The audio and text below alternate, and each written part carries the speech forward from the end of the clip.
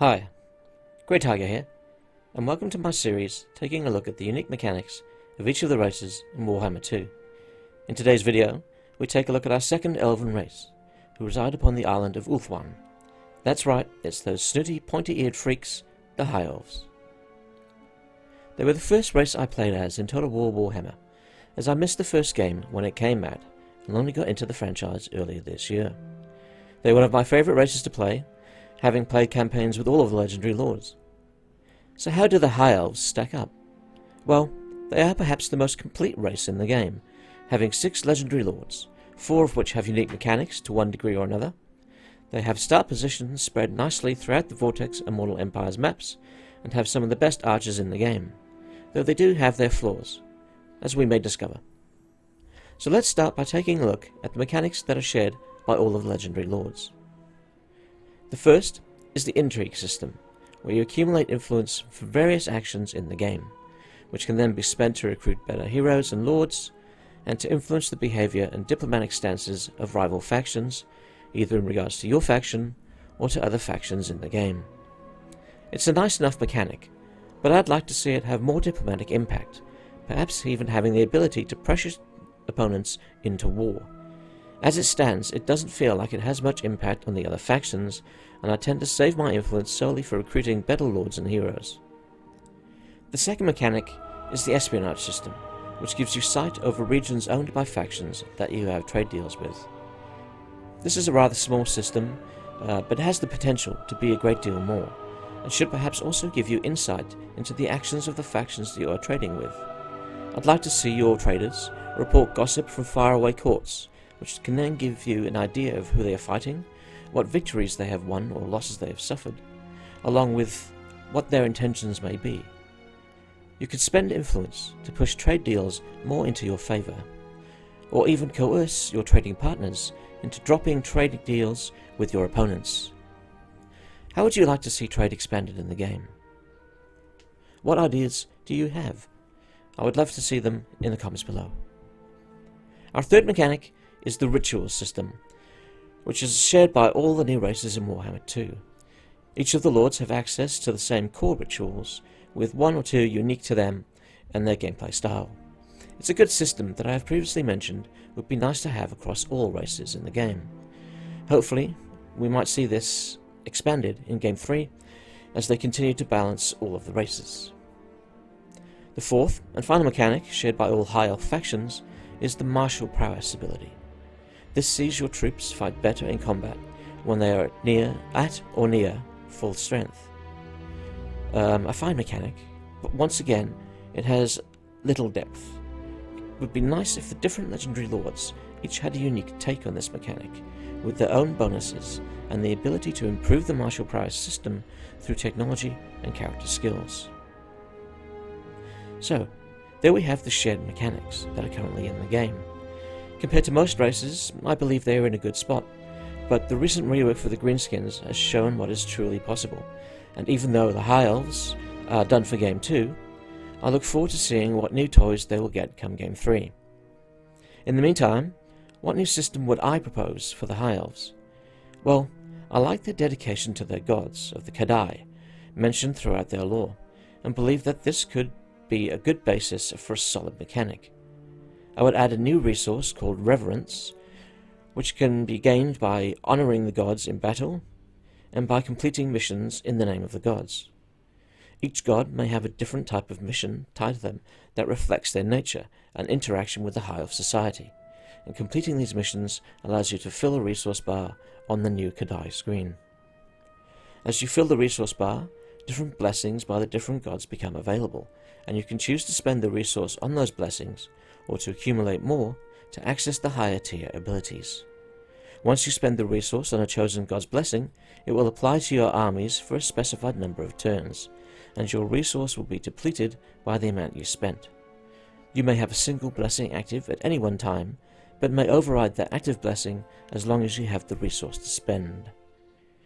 Each legendary lord would have unique interaction with the deities, perhaps having access to blessings that the other lords do not, and we could even limit access to certain gods based on the lore of each legendary lord. Well, That's all for mechanics at the race level. What changes would you make? What systems need a rework? What new mechanic would you add given the opportunity? Let me know in the comments section below. Now, let's move on to the individual legendary lords. We start with Tyrion, the leader of Eataine. Unfortunately, being one of the 2 High Elf factions added in the base game, he does not have any unique mechanics, just the Majesty of Ulthuan effect, which gives bonuses to diplomatic relations with other High Elf factions, a 50% reduction to construction time of the Shrine of Cain, and reduced recruitment duration for infantry and cavalry units. Reading through Tyrion's lore, the one thing that stood out was the respect that the other warriors have for Tyrion, and that the Phoenix King has sanctioned Tyrion forming a warriors' council. That seems like something we could play with, so I propose a new system where you can assign characters to a new council chamber. Each lord or hero assigned to the council increases Tyrion's campaign bonuses, and their own combat bonuses, based on the position on the council they hold. The armies of lords and heroes on the council also gain bonuses, based on the backgrounds of the council members. So a council member from Trace would give bonuses to lions and lion chariots for the armies of all other lords on the council. The bonuses would increase if there were multiple characters from the same area, though there would be diminishing returns applied. Lords from other areas would increase bonuses to infantry, missile troops, cavalry, etc. Once the council was full, then Tyrion himself would gain combat bonuses from each of the council members, once again based on their area of origin. What would you add to this council mechanic? Do you think this suits Tyrion, or do you have a different system in mind for the heir of Asuryan? Moving on to our second legendary lord, who also came in the base game, and is the brother of Tyrion, Teclis.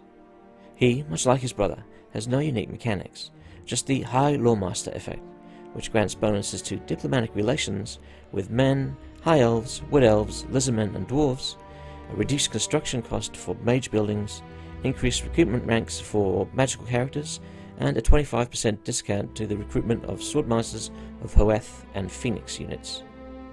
Where Tyrion is a great warrior, Teclis is more adept at the arcane, so I propose a system called Arcane Mastery, where Teclis has the ability to channel the winds of magic to create powerful magical orbs that can be used in battle.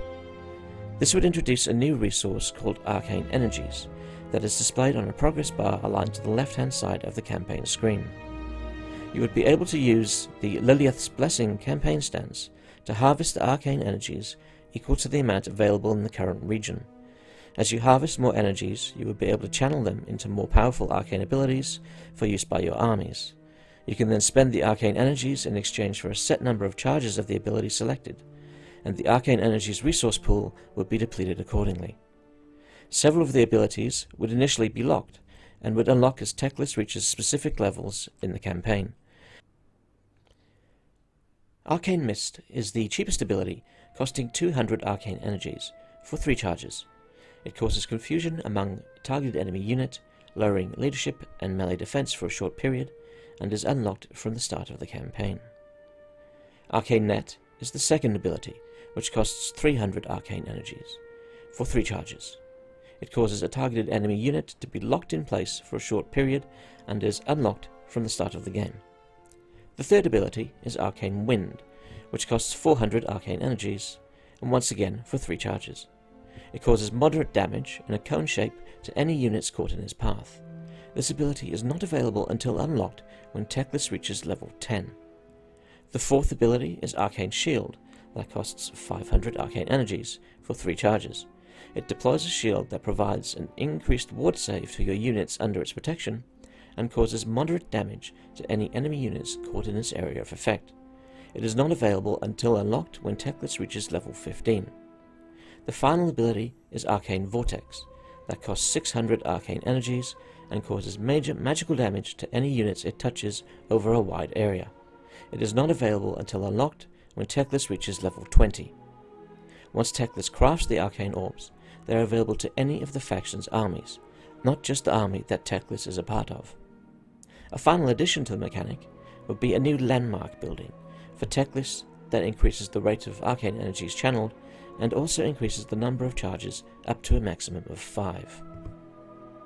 The third legendary lord is Athel Tamarha, who has the Court of the Shadowlands effect, that grants reduced recruitment duration for all units, and increased campaign movement range for all armies.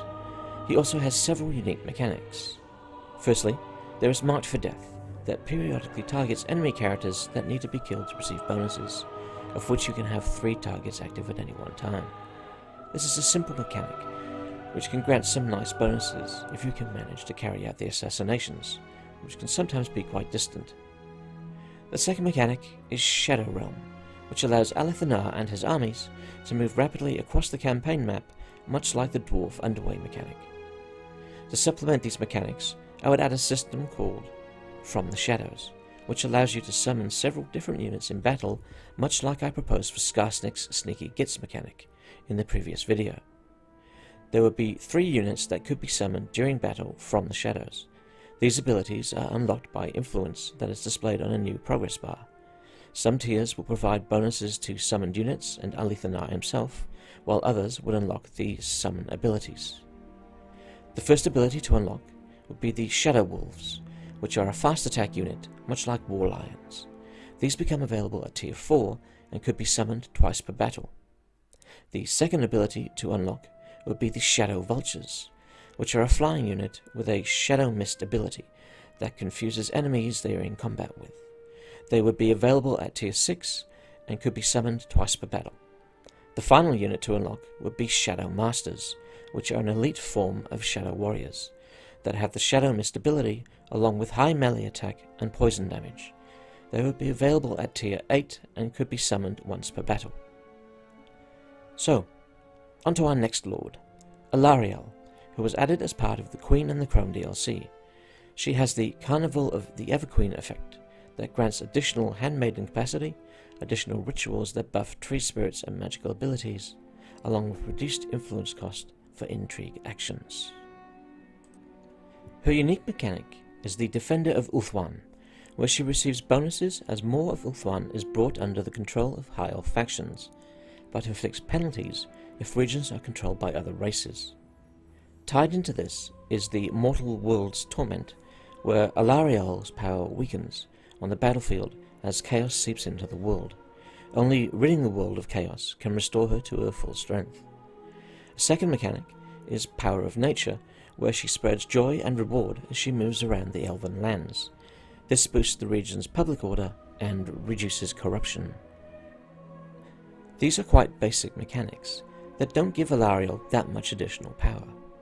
I would add another mechanic called Radiant Blessings, where before a battle you can choose to grant one of 3 blessings that last the entire duration of the battle and buffs your army. The blessings are unlocked using a new devotion resource that is gained as Alarielle spends time in elven lands not engaged in combat. Fighting battles with Alarielle lowers devotion, as many High Elves don't believe the Everqueen should partake in battle, as they see her as being above such things. If you fight too many battles with Alarielle, you'll start to suffer negative campaign effects to public order and growth, which are indicated on a new progress bar at the top of the campaign screen. The negative effects dissipate over time as Alarielle avoids battle. As Alarielle gains devotion, however, her lords and armies gain bonuses to combat, and at certain tiers unlock her blessings, which can be used by all armies in the faction, but cost devotion to activate. So you only want to activate a blessing when you really need it, as you will lose devotion and some of the bonuses you have gained. The first ability to unlock is the Blessing of the Maiden, that grants her entire army additional morale, melee defense, and movement speed, and costs a small amount of devotion to activate. The second ability is the Blessing of the Woods, that grants large melee attack and weapon damage bonuses to tree spirit units in the army, as well as grants 2 uses of random life spell as an army ability. This costs a moderate amount of devotion to activate. The third and final to unlock is the Blessing of the Everqueen, which grants all elves with increased melee attack, melee defense, and charge bonuses, along with 2 uses of a random high magic spell. This costs up to half your devotion to activate. An additional aspect to the mechanic would be a new temple building that grants bonuses to the amount of devotion earned each turn, as well as discounts to the activation of blessings. Now, onto our 5th legendary lord, Eltharion, who was added in the Warden and the Paunch DLC. He has the Realm of Mists effect that grants access to the Dungeon of Athel Tamarha mechanic, can spread defensive mists across Yvresse, and increases spearman recruitment rank. It also inflicts a large penalty to diplomacy with all greenskin factions. The first unique mechanic that Eltharion has is Athel Tamarha, which is Yvresse's inner sanctum, and grants Eltharion with the ability to recruit unique Mistwalker units, and to detain dangerous enemy characters captured in battle. Upgrading Athel Tamarha facilities requires Warden supplies, obtained by carrying out actions on prisoners or by inducting characters into your Mistwalker units. The Mists of Yvresse mechanic causes attrition to enemy factions in the lands of Yvresse, and can grant several bonuses to your forces. To activate the Mists, you need to increase Yvresse's defense level by accumulating Ladriel's blessings in Athel Tamarha or by expanding Tor Yvresse. Yvresse's defense levels have 3 tiers. Tier 1 grants the Summon the Sentinels ability that summons a unit of Sentinels of Astaril. Tier 2 grants the Oath of Replenishment ability that restores ammunition over 21 seconds. Tier 3 grants upgraded versions of the abilities from Tiers 1 and 2, along with Perfect Vigor. As Eltharion has several good mechanics, I will not propose any changes or new systems here. Are there changes you would like to see, however? Let me know in the comment section. Our final legendary lord, who was also added as part of the Warden and the Paunch update, is Intrique. He has the Court of the Dragon Prince effect that grants reduced recruitment duration for Dragon and Dragon Prince units, along with new exclusive rituals. Intrique's unique mechanic is Dragon Taming, which allows Intrique to tame dragons and ultimately recruit them by defeating them in battle. Every 10 turns, a new dragon will be spotted, which you can choose to engage to try and tame them, or if you choose not to, then you can get temporary bonuses to your armies.